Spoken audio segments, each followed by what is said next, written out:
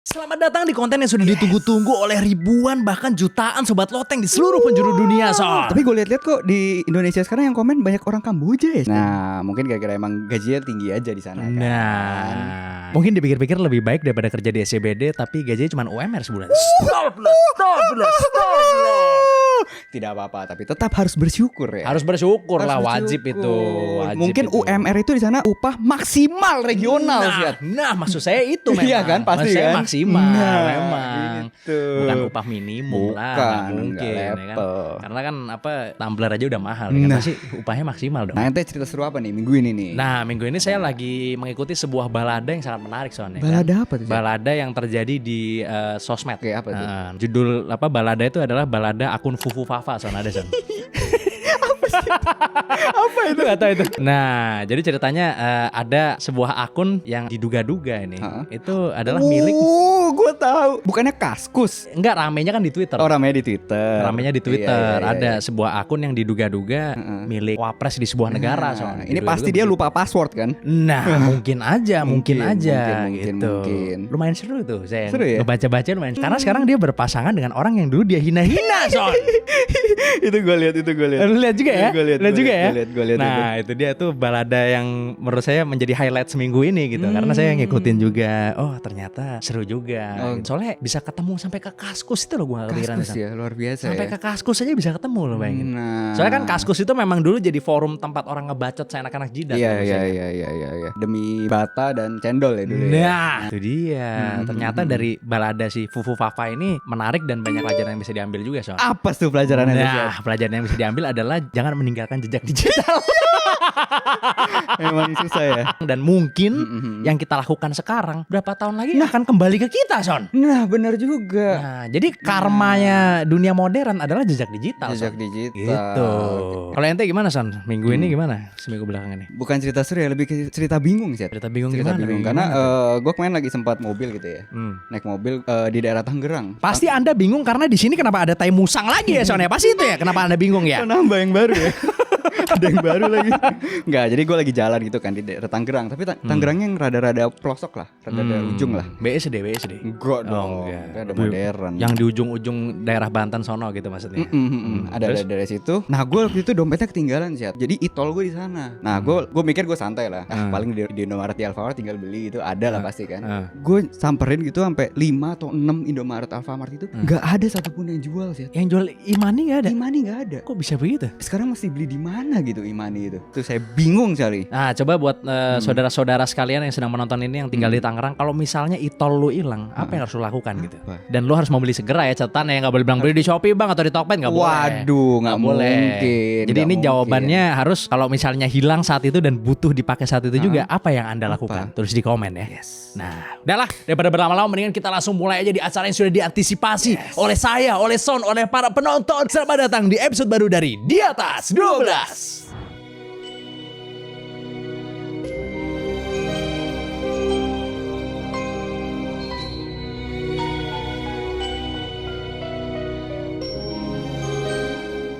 Gue ada sebuah cerita yang seru dan juga misterius nih Son ya kan. Oke. Dan aneh. Ini gue rasa para penonton harus dengar cerita satu Lebih ini. aneh dari Fufu Fafa tadi ya? Yes, sudah pasti lebih aneh dari Fufu Fafa. Jadi ceritanya gini, ada anak berumur 3 tahun yang dia ngaku-ngaku bahwa dia tuh adalah reinkarnasi dari seorang pengusaha, Son. Wah, ini pasti kaya kan pengusahanya? Sayangnya tidak. Oh enggak. Pengusaha biasa aja. Anak ini bernama Titu Singh. Dia adalah seorang bocil India yang semenjak kecil dia sudah menunjukkan kepintaran itu yang tidak selayaknya dimiliki oleh anak-anak seumurnya. Oh, bisa main saham? Tidak dong. Ngibulin cewek bisa tuh. Ketika dia berumur 2 tahunan, tiba-tiba dia mengagetkan seluruh keluarganya, Son. Jadi dia ngomong ke keluarganya, saya bukan dari sini. Nama saya Suresh Verma. Saya tinggal di Agra dan saya dulu pernah didor di kepala. Wow. Tentu keluarganya kaget dong ya kan. Anak umur tahun kok bisa ngomong begitu gitu kan. Dan dia tuh gak cuma ngomong itu doang. Dia juga ngomong dia itu punya toko di daerah Agra di India. Ini masih 2 tahun loh anak ini. Dia juga bilang kalau dia ini udah punya istri dan punya anak. Dan dia dulunya metong karena tokonya dirampok sama penjahat, Son. Tentunya hal ini membuat keluarganya penasaran dan memutuskan untuk menelusuri kehidupan dari Suresh Verma yang asli lebih jauh lagi. Ketika mereka mendatangi keluarga Suresh langsung membantah klaim tersebut. Pasti mereka nggak percaya dong ya kan. Tiba-tiba ada orang asing yang datang ke rumah terus habis itu ngaku-ngaku bahwa anak yang dibawa sama keluarga itu adalah reinkarnasi dari suaminya si orang yang punya rumah gitu. Iya. Sampai akhirnya si Titu ini menyebut nama mereka satu persatu, Son. Terus habis itu dia kayak bilang, kamu adik saya, kamu istri saya, kamu anak saya. Bear in mind, anak ini umurnya masih 2 tahunan, Son. Iya, masih kecil banget gitu. Harusnya kosakatanya masih dikit kan. Nah itu dia makanya gitu kan. Orang Cipung aja yang udah sekolahnya mahal aja, mungkin kosakatanya gak sebanyak dia gitu, Son. Profesor aja kosakatanya gak sebanyak itu. Lah. Jadi dia ngomong itu tanpa keraguan sedikit pun, Son. Jadi kayak misalnya nyebut, nama kamu Anderson, kamu kakak saya. Nama kamu Siti, kamu istri saya. Terus si Titu ini juga tahu gitu, Son. Barang-barangnya Suresh yang ada di rumah itu tuh yang mana aja. Waduh. Jadi kayak misalnya, ini sisir saya. Beneran emang sisirnya Suresh gitu. Padahal orang di kampungnya itu juga gak ada yang tahu gitu sisirnya Suresh yang mana. Lu pahamin kalau misalnya lu datang ke rumah orang kan lu gak tahu barang ini punya siapa, barang itu punya siapa, paham gak? Tapi anak umur 3 tahun ini dia tahu. Terus si Titu ini juga menceritakan gimana si Suresh itu bisa meninggal. Sampai ke detil-detil kejadian perampokan tersebut. Yang padahal detil-detil kejadiannya itu cuman ada di laporan polisi yang tentunya ditutup, nggak bisa dibaca semua orang gitu kan. Tapi si anak ini tahu isi laporannya itu, kejadiannya misalnya, oh ya pertama perampok datang menjatuhkan barang ini, dia tahu secara detil gitu loh. Dan ketika dicek emang bener-bener sama persis gitu sama laporan polisi tentang kasus tersebut. Hingga akhirnya keluarga Suresh percaya, Son. Karena selain tebakannya itu bener semua, dia juga menunjukkan emosi yang tidak biasa gitu ketika bertemu dengan keluarganya. Yang lebih kampretnya lagi nih, Son, si Titu ini kayak punya tanda lahir gitu, Son. Dia letaknya tuh ada di samping jidat sini. Letak dari tanda lahirnya itu sama persis dengan posisi di mana si Suresh Verma itu didor, Son. Gile. Jadi sampai bekas lukanya itu sama gitu sama yang ada di ibaratnya jasad dari si Suresh Verma ini, Son. Aneh sih. Aneh kan? Aneh. Nah, menurut kalian gimana kira-kira? Apakah reinkarnasi itu ada? Coba tulis di komen ya.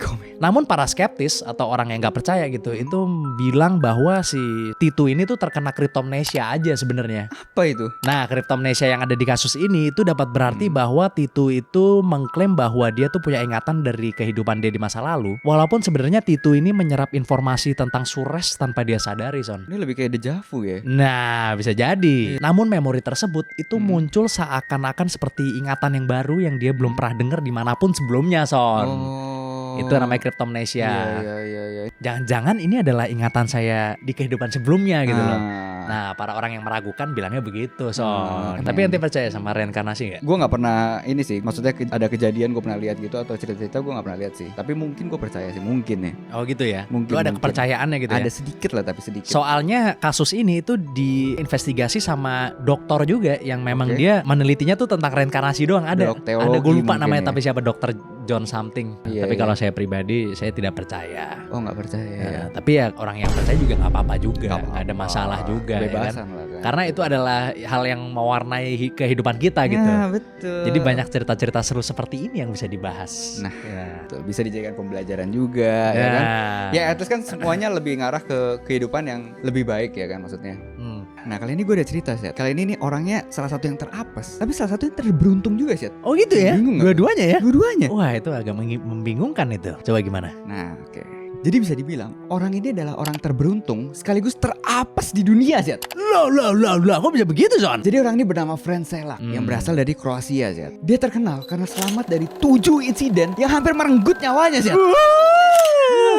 Awal mulai di tahun 1962 ketika kereta yang ditumpangi oleh Frank ini keluar dari jalur kereta dan nyemplung ke sungai es, Syed. Tapi uniknya si Frank ini berhasil keluar, Syed. Berenang keluar dan hanya dengan tangan yang patah dan hipotermia. Jadi gak ada cedera serius lah maksudnya gitu ya? Gak ada cedera serius. Saat penerbangan pertamanya menggunakan pesawat, pintu dari pesawatnya lepas, Syed. Dan Frank ini tersedot keluar pesawat. Jadi pesawatnya jatuh, si Frank ini tersedot keluar, tapi si Frank ini jatuh di tumpukan jerami, Syed. Oh, jadi keluar dari kepental dari dalam pesawat, jatuh di jerami. Jatuh di tumpukan terus jerami. luka-luka gak? Gores dikit doang, ngebayangin. Gak metong dia? Enggak, tapi yang metong dari kejadian ini yang tersedot keluar juga itu sebanyak 19 orang, Syed. 19 orang. Yang selanjutnya nih, 4 tahun kemudian di tahun 1967, dia itu ada kecelakaan bus, Syed. Oke. Kecelakaan bus itu dia masuk ke sungai lagi sekarang. Tapi dia berhasil berenang keluar. Mungkin dia berpengalaman, Syed. Dia berhasil keluar selamat dengan luka kecil doang. Lagi-lagi luka kecil lagi. Lagi-lagi luka kecil. Gila. Ada lagi nih. Tadi pesawat udah, bus udah, sekarang mobil sih. Oke. Nah, di tahun 1970 dia mobilnya masuk sungai? Enggak. Oh, enggak. Kali ini di tahun 1970 mobilnya dia lagi ngendarain, tiba-tiba mesinnya ini mengalami kerusakan, Jet. Mungkin gagal mesinnya itu ya. Jadi setelah mesinnya rusak, itu tersulut api, Jet. Meledak mobilnya? Meledak. Tapi sebelum dia meledak, dia tuh berhasil keluar dari mobilnya. Selamat lagi berarti situ ya. Selamat lagi. Dan di tahun 1973 terjadi lagi dengan mobil barunya, Jet. Meledak lagi? Meledak lagi. Itu emang sengaja kali mobilnya diledakin kali bukan? Enggak dong. Kan asuransi masih jarang dulu, Jet. Nah. Insiden selanjutnya di tahun 1995. Dia ini ditabrak oleh bus, Jet, kali ini. Oh, oke. Bus umum kali ini ditabrak dia. Nah, selanjutnya ini lumayan parah nih kali ini. Di tahun 1996, si Frank ini mengalami kecelakaan mobil, Jet. Kali ini dia hampir masuk ke jurang, Jet. Nah, jadi dia itu lagi nyetir, tadi dia nabrak atau apa, dia masuk ke jurang. Nah, tapi waktu itu posisi dia nggak pakai sabuk pengaman, Jet. Dia kelempar keluar, nyangkut di ranting pohon, Jet. Mobilnya terjun bebas ke jurang. Wah, gila. Nah, tadi udah apes. Sekarang beruntungnya nih, Jet. Tadi kan udah beruntung juga sih sebenarnya sih. Tapi ini kali ini super beruntung. Jadi 2 hari setelah ulang tahun yang ke-73, dia memenangkan undian lotre, Jet, sebesar 1,1 juta dolar, Jet. Loh, bisa begitu ya? Jadi habis kecelakaan berkali-kali, tiba-tiba dia hoki menang 1,1 juta dolar. Jadi kaya dong berarti. Tapi dia tetap dibagi-bagi ke keluarganya dan saudaranya. Oh, ya emang kalau orang banyak berbagi emang rezekinya lancar. Rezekinya lancar. Tapi sayangnya tetap ada khilafnya, Jet. Khilafnya apa? Nah, pas menang itu dia menikah yang ke-5 kalinya, Jet. Karena dia ingin menafkahi 5 wanita. Astagfirullah. Gitu ya, ada juga orang begitu ya ternyata ya. Jadi dia orang yang terapes di dunia karena sering kecelakaan, tapi dia orang paling beruntung di dunia karena selalu selamat dari kecelakaan tersebut gitu ya. Dan umurnya panjang loh, itu juga termasuk hoki. Tapi kawin sampai 5 kali ya orang Kroasia ya. Sampai 5 kali. Iya. Emang kenapa orang Kroasia, Jet? Kenapa orang Kroasia? Enggak kan, soalnya kan katanya dengar-dengar yang kawinnya banyak kan orang Arab katanya. Oh iya. Katanya begitu, katanya. Ternyata orang Kroasia begitu juga ya, Son ya? Kroasia. Oh iya benar. Ya itu kan preferensi pribadi kan. Nah, berarti bukan soal ras ya? Bukan. Maksudnya emang tergantung pribadi masing-masing ya. Pribadi Saya kira tadinya maksudnya orang-orang kan banyak yang memframing itu, oh ini karena ras katanya Son. Contohnya kayak misalnya wah orang Latin biasanya negara-negara Latin banyak gangsternya misalnya. Yang kayak gitu-gitu tuh belum tentu juga ya. Belum tentu. Walaupun sebenarnya tapi kejadian sebenarnya sih. Kayak maksudnya kan biasanya negara-negara yang banyak kriminalnya itu salah satunya di Amerika Latin sana, Son, kayak Brazil ya kan. Lu pernah dengar pasti kan kayak Brazil tuh, wah copet tuh kayak mungkin tetangganya pasti ada yang copet kalau lu beli rumah di sana dari 20 orang mungkin satu copet. Iya. Benar. Iya kan? Salah satunya nih negara yang dikenal itu menjadi salah satu negara yang memiliki tingkat kriminalitas paling tinggi di dunia, Son. Itu adalah El Salvador. Oke. Lu pernah denger gak? Pernah. Pernah denger ya negara El Salvador ya? Tapi gak tahu di mana sih. Nah, jadi negara El Salvador itu tuh adalah salah satu negara yang bisa dibilang masuk ke jajaran negara paling tidak aman di dunia. Hingga akhirnya dia mendapatkan presiden yang bernama Nayib Bukele. Gua akan ceritakan nih salah satu presiden. Seru nih. Lu tahu gak sih ada presiden yang menjarain 1% populasi rakyatnya, Son? 1%, Son. Jadi presiden ini namanya Nayib Bukele. Nah, dia ini adalah presiden dari El Salvador. Pada saat itu El Salvador tuh sedang mengalami masalah di mana banyak sekali gangster yang mengancam keselamatan dari rakyatnya, Son. Karena itu di bulan Maret di tahun 2022, Nayib Bukele yang baru aja menang Pilpres di 2019 kemarin, mendeklarasikan state of exception di mana para polisi dan pemerintah itu diperbolehkan untuk menjebloskan siapapun yang menurut mereka melanggar hukum tanpa harus melewati proses pengadilan, Son. Jadi langsung ditangkap, lempar ke penjara bisa, Son. Buat yang gak paham kan biasanya kalau misalnya ada orang penjahat gitu, dia biasanya ditangkap dimasukin ke kantor polisi dulu kan biasanya kan. Masukin kantor polisi, habis itu nanti diberi hak-haknya yaitu pengacara gitu ya, kemudian diputuskan di pengadilan apakah orang ini bersalah atau tidak, baru dia dijeblosin ke penjara kan. Nah di state of exception ini enggak. Kalau menurut polisi atau pemerintah orang itu bersalah, langsung dijeblosin ke penjara bisa, Son. Bahkan tanpa bukti sekalipun itu gak apa-apa, Son, ditangkap, Son. Kalau menurut polisi orang itu melanggar hukum, Son. Udah kayak otoriter itu malah. Iya.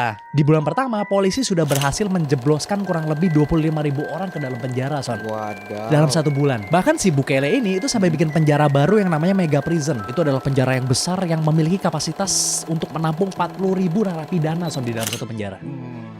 2 bulan penuh tapi itu. Tapi sayangnya Bukele yang niat awalnya ingin menciptakan keamanan di El Salvador, ternyata malah mencederai hak asasi manusia, Son. Karena ternyata banyak orang yang tidak bersalah yang ikut masuk ke dalam penjara juga, Son, karena ditangkap sama polisi. Udah gitu Son, orang-orang yang ditangkap ini itu nggak diberikan hak untuk mendapatkan pembelaan hukum dari pengacara Son. Jadi dia nggak bisa nelpon pengacara, walaupun dia inosen misalnya sebenarnya dia tidak bersalah, dia udah masuk ke dalam penjara, ya lu udah nggak bisa dapat akses pengacara gitu. Jadi kan nggak bisa keluar kan kalau begitu kan. Jadi dari yang tadinya itu orang yang dihabisi nyawanya di El Salvador itu sekitar 106 dari 100.000 orang Son. Sekarang turun angkanya, jadi 2,4 dari 100.000 orang Son. Oh jauh banget. Tadinya 106 dari 100.000 rakyat El Salvador, sekarang jadi 2,4 per 100.000 rakyat El Salvador. 90% loh. Iya 90%. Sejauh ini sebanyak 81.110 orang telah dipenjarakan. Dan sepertinya akan bertambah terus ya, karena dia baru aja menang Pilpres Juli 2024 kemarin Son. Wow. Dan lu tahu nggak menangnya berapa persen Son? 85% Son dia menang Son. Gila. Padahal kandidatnya ada 6 apa 7 gitu. Jadi kan caranya dia ini kan kontroversial juga kan. Ada beberapa orang dari rakyat El Salvador tuh yang gak setuju sama caranya dia yang begini gitu. Karena oke lah ini menurunkan kriminalitas, tapi banyak juga anak-anak yang kehilangan orang tuanya Son di El Salvador. Jadi bapaknya masuk penjara padahal gak salah bapaknya, tapi masuk penjara. Akhirnya muncul banyak saingan politik baru yang mengkritik si Nayib Bukele ini Son. Tapi ternyata ketika pencoblosan Nayib Bukele ini menang 85% Son. Yang lain cuma dapat 6%, 5. Berarti artinya pernah kena kasus HAM itu gak kenapa-napa ya Chat? Gak ngaruh berarti ke pemilihan suara ya? Nah itu dia Son. Karena rakyat El Salvador ternyata setuju dengan itu Son. Wow. Itulah superioritas dari Nayib Bukele di El Salvador tuh. Gila gak tuh ya Tapi kan? anggapannya dia udah dapat 80% gitu ya. Tapi kandidatnya masih 6 Chat. Iya kan? Iya. Berarti kan gak banyak partai yang masuk ke koalisi dia kan? Nah itu dia. Hebatnya dia itu. Iya kan? Maksudnya dia gak perlu join sama anak presiden sebelumnya kan maksud gue gitu. Tapi bisa menang gitu lah Son lo. Tapi gue sendiri sih gak setuju sebenarnya sama hukum begitu.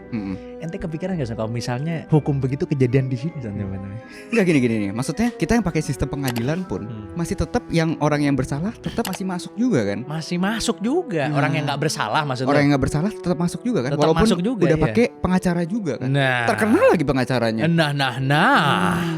Coba ente bayang kalau kejadian di sini, ente setuju nggak kira-kira? Ya pasti enggak dong. Anggapannya berapa banyak korban dari hasil video-video potongan yang masuk sih? Nah, berarti ente nggak percaya dengan penegak hukum saat ini Son, berarti kalau gitu Son? Kok gitu? Hah?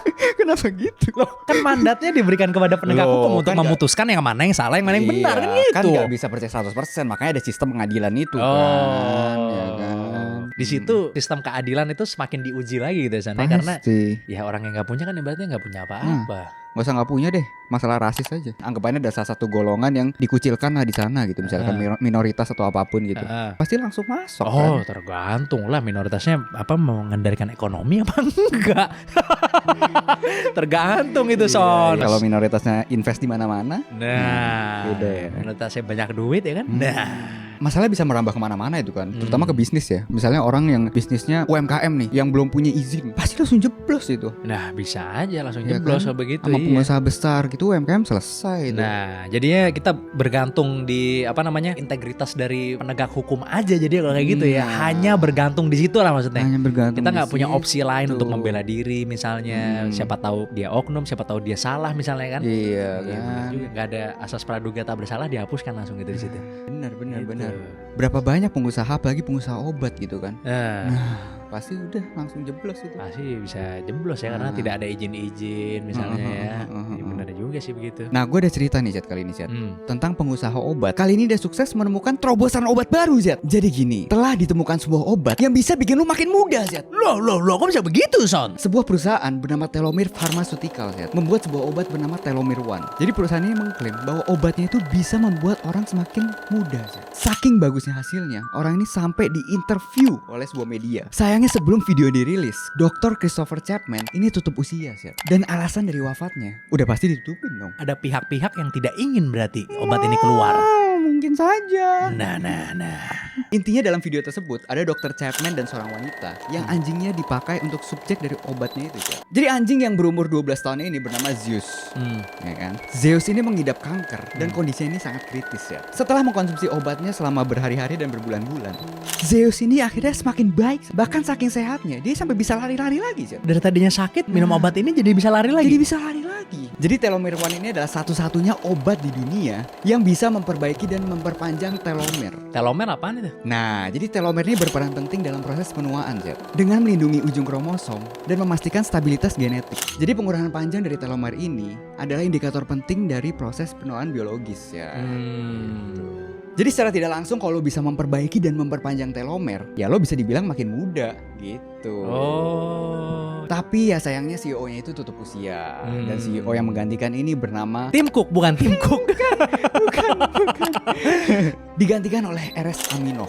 Dan 3 direktur sebelumnya itu secara sukarela mengundurkan diri ya. Jadi ini ceritanya ada sebuah pil yang bisa bikin lo jadi muda lagi gitu ya, dalam tanda kutip gitu ya. Tapi tiba-tiba ketika pil ini mulai didekati oleh para media untuk meliput lebih lanjut, tiba-tiba CEO-nya tutup usia gitu ya. Apa sebenarnya itu karena ada yang mau ditutupi gitu? Maksudnya pertanyaannya itu kali mungkin ya. Bisa jadi. Kan pertanyaannya itu ya. Maksudnya dan parahnya kan ini anggapannya baru dicoba di hewan ya kan.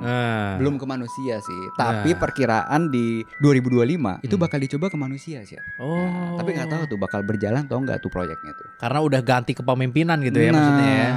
Kan. Juga ya. Belum tahu apa yang terjadi kan. Nah benar juga. Tapi kalau misalnya seandainya udah dijual gitu misalnya kan di apotek-apotek gitu, lo pengen nyoba? Mungkin setelah lihat review orang dulu ya. Soalnya kan lumayan cepat nih, Chat. Kayak beberapa hari bahkan cuma sebulan 2 bulan itu udah kelihatan efeknya. Oh gitu ya. Gitu. Tapi nih kira-kira nih, misalnya ini obat nih udah 10 tahun nih, Chat. Dan udah terbukti banyak yang bilang nih itu berhasil. Tapi belum ada logo halalnya, Chat. Belum ada logo halal. Belum ada logo halalnya. Kira-kira ente telan gak tuh, Chat? Kalau misalnya ada yang haram, ya berarti tunggu saat-saat terdesak dulu. Oh itu boleh kan? Boleh. Tunggu saat-saat terdesak dulu, baru gue minum ya kan. Sama ya nanti kita lihat dulu maksudnya apakah ada side effect-nya nih dari obat ini gitu kan.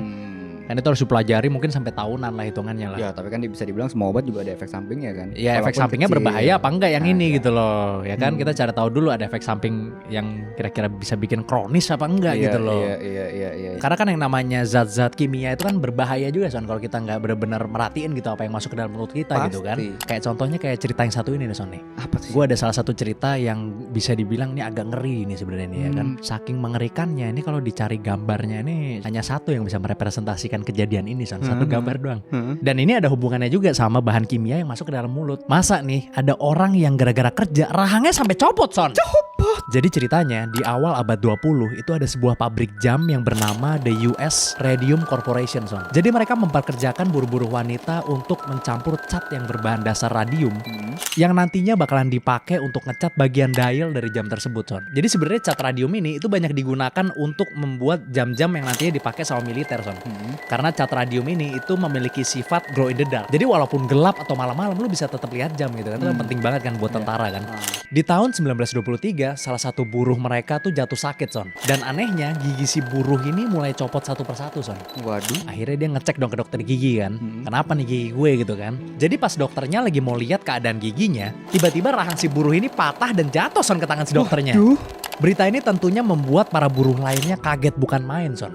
Tapi perusahaannya tetap kekeh bahwa ya nggak ada apa-apa, jadi nggak usah takut. Hal ini ternyata terjadi karena side effect dari radium. Pasti lu bertanya-tanya dong kok bisa ngefek ke mulut gitu kan. Jadi si perusahaannya ini itu memberikan instruksi kepada para buruhnya ketika mereka ngecat jam pakai kuas. Kan lama-lama nanti kan kuasnya bakalan mencar tuh kalau misalnya lu pakai lama-lama kan. Perusahaan ini nyuruh buruh-buruhnya kalau misalnya kuasnya udah mencar, dilancipin lagi pakai mulut Son. Wow. Sehingga catnya itu pasti ya masuk-masuk dikit lah ke dalam mulut kan. Jadi ya para buruh ini tuh harus ngemut kuasnya biar jadi tajam lagi gitu. Masalahnya radium itu memiliki unsur yang sangat mirip dengan kalsium Son. Tubuh kita akan terkecoh yang membuat radium tersebut akhirnya dipompa ke seluruh tulang yang ada di tubuh kita Son. Sehingga tulang kita bisa hancur karenanya. Hingga akhirnya si pasien pertama ini metong Son. Karena semakin banyak korban berjatuhan, dokter tersebut itu datang ke perusahaannya. Terus nanya dong, kok buru-buru yang kerja di sini kok pada sakit semua gitu. Kondisi giginya tuh pasti ada masalah, ada yang copot giginya, ada yang rahangnya copot, ada yang giginya rusak-rusak. Karena kondisinya sangat parah, dokter tersebut akhirnya terpaksa harus mengoperasi beberapa pasiennya Son. Tapi yang bikin lebih parahnya lagi, ketika dokter itu selesai melakukan operasi, ternyata pasien tersebut tidak bisa pulih kondisinya Son. Jadi malah nambah-nambahin infeksi doang di mulutnya jadi ya. Karena pas dioperasi dia nggak bisa pulih lagi. Jadi dia merasa pasti ada sesuatu nih di pabrik ini gitu. Hingga akhirnya dijalankanlah sebuah investigasi mengenai kasus ini. Tapi sayangnya salah satu dari medical investigatornya itu disuap sama perusahaannya. Investigatornya ini itu disuruh nyari alasan lain. Pokoknya jangan bilang mereka sakit karena cat gue.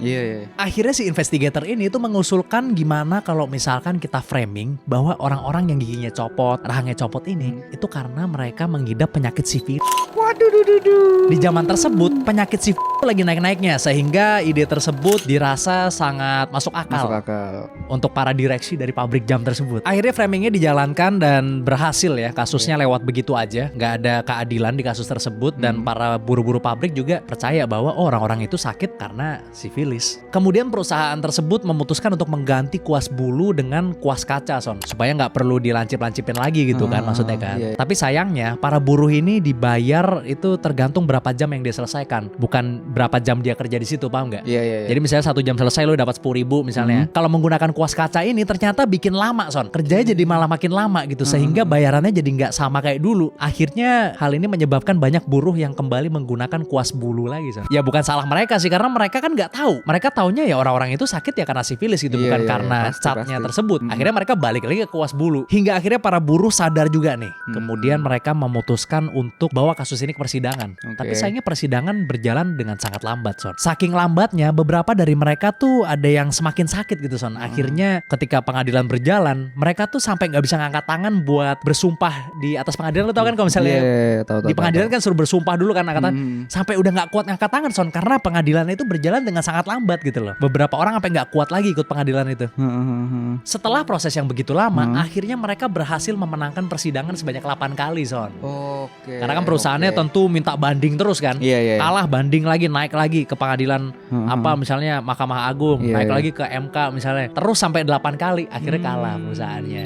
Dan perusahaan diharuskan untuk mengganti rugi para korban-korban tersebut per orangnya kalau misalnya di rate yang saat ini itu sekitar $177.000 Dan perusahaan juga diharuskan untuk membayar jaminan sebesar $10.600 per orang per tahun sampai orang-orang tersebut meninggoy semua. Dan juga seluruh biaya rumah sakit dan sewa pengacara yang dari dulu sampai saat itu harus diganti rugi oleh perusahaannya, ditanggung perusahaan gitu hukumannya lah kira-kira Keren sampai seumur hidup ditanggung sampai seumur hidup. Jadi emang di zaman dulu ya, apalagi tahun-tahun segitu emang banyak ketidakadilan yang terjadi kepada wanita sih. Banyak ya, ini mungkin salah satu kasusnya aja ya. Karena kan bos-bos manajemennya semua pasti laki-laki kebanyakan. Ya itu mungkin dari segi upah juga mungkin udah tidak adil ya zaman dulu itu kan pasti kan. Ya pasti tidak adil kan, wanita dibayar lebih kecil zaman dulu kan. Iya. Tapi untungnya zaman sekarang emansipasi wanita kan sangat dijunjung tinggi kan, sangat ditingkatkan. Jadi wanita-wanita udah banyak bisa mengekspresikan diri sendiri dan bisa menggapai cita-citanya lebih mudah lagi kan. Nah, justru saya takutnya sebentar lagi laki-laki minta emansipasi nih justru karena emansipasi wanita sepowerful itu saat ini maksudnya gitu loh kan, iya. Nah kali ini gue bakal ceritain seorang wanita yang ambisinya sangat tinggi Syed. Oh, ambisi apa? Ambisi untuk menjadi ibu rumah tangga yang sangat ambisius Syed. Maksudnya gimana itu maksudnya? Nah gue ceritain nih. Nah coba. Ada cerita yang gila banget nih Syed. Masa ada cewek umur 26 tahun udah punya 22 anak Syed. Loh kok bisa begitu Zon? Wanita ini bernama Christina Oster, seorang mantan stripper asal Rusia yang menikah dengan seorang miliarder Syed, bernama Galip Oster. Christina menghabiskan sekitar 1,3 miliar rupiah per tahun untuk membayar 16 pengasuhnya Syed. Loh. Banyak amat tuh pengasuhnya.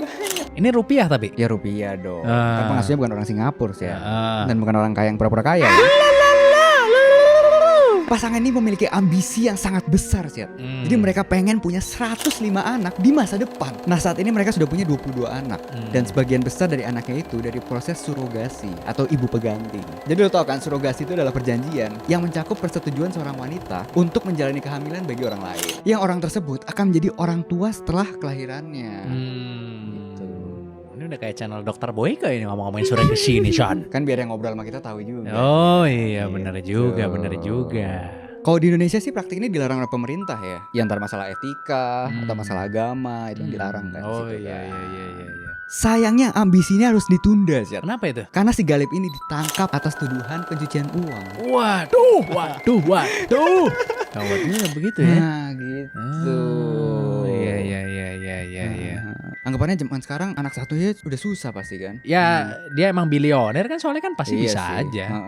Bisa-bisa aja lah kalau menurut gua lah gitu. Sekarang aja anggapannya orang-orang single nih misalkan. Gaji 3 juta, pemasukan 3 juta, pengeluaran 8 juta sih. Oh siapa yang begitu sana emang? Masyarakat kan banyak ya kan. Nggak tahu 5 jutanya itu dari mana tuh. Oh gitu ya. Banyak sekali zaman Banyak sekarang lagi trending ya pembahasan itu ya, bagaimana? Iya, lagi trending. Lebih besar pasak daripada tiang gitu ya. Nah, Udah lah, daripada kelamaan, mendingan kita langsung aja mulai baca komen sekarang. let's go. Komen pertama dari @jajangnurjaman5959. Oke. Tolonglah Bang Rishad, munculnya jangan pas waktu isya banget. Jadi penggoda malas ke masjid. Kita kan satu server ya. Lo. Munculnya jangan pas isya banget. Jadi takut jadi malas ke masjid katanya. Aduh. Kan Anda bisa nonton nanti Anda. Iya. Anda kan bisa nonton, Anda bisa ke masjid dulu, di-save dulu videonya, ke masjid, pulang nonton kan bisa. Itu, dan lagi pula Bang Richard nih nggak ke masjid ya saya. Anda tahu dari mana Anda? Anda tahu dari mana Anda? Tapi emang iya sih, saya sholat isya di rumah. Sholat isya di rumah. Tapi ya lebih, kalau misalnya mau ke masjid ya nggak apa-apa, bagus. Jadi di pause aja videonya, ke masjid dulu, pulang baru nonton, oke? Iya, komen selanjutnya dari R_MS_project. Nah, emang SDM rendah mau diajak nonton ginian? Justru kita menganjurkan seluruh SDM nonton seluruh konten SDM ini. karena tidak ada SDM rendah, tidak ada. Nggak lah ya. ada. Tidak ada lah ya. SDM rendah nggak apa-apa asal SDM rendah yang ingin berkembang. Betul. Gitu kan. Jadi SRIB. SDM rendah yang ingin berkembang. Nah, iya gitu. Itu nggak gitu, apa-apa. nggak apa-apa lah. Nggak apa-apa kalau begitu ya kan, asal jangan sampai nggak SRIB gitu ya. SRIB kan SRIB tadi itu. SDM rendah yang ingin berkembang. Iya. Kalau bukan SRIB ya pasti nggak mau nonton. Nah, selanjutnya dari @user_extra. Dulu bukan FBI. Baru tahu loh, Zat. Baru tahu dia. Baru tahu loh. Maksudnya dia baru tahu kalau kita tuh sebenarnya FBI gitu. Nah, iya. Oh, kok bisa begitu ya? Berarti dulu kurang terkenal soalnya. Kurang terkenal. Konten FBI itu bukannya tidak akan pernah dibuat lagi. Bisa jadi kita akan bangkitkan lagi di masa depan. Bisa gitu. aja. Bisa jadi banget gitu. Kita akan bangkitkan lagi. Tapi untuk saat ini memang kita akan fokus di sini dulu. Nanti suatu saat bakal ada ntar kebangkitan lagi dari FBI. Yes. Pokoknya tungguin aja. Dan oke? pasti dibalut dengan lebih baik lagi, lebih keren lagi. Nah, itu dia. Oke deh kalau gitu, terima kasih banyak buat kalian semua yang udah nontonin dari awal sampai akhir. Buat yang nonton sampai akhir, jangan lupa komen di bawah ya, karena itu adalah the highest respect for us. Pasti kita like juga itu. Yes. Jangan lupa selalu komen, like, dan subscribe video-video kita. Yes, dan yang paling penting jangan lupa nyalain notifikasi, karena itu akan memberitahu kalian apakah kita ada update video baru. Langsung dikasih tahu sama YouTube-nya, bukan sama kita lagi. Dan jangan tantrum-tantrum kalau kita belum upload video, oke? Sampai jumpa di episode selanjutnya dari Di Atas 12.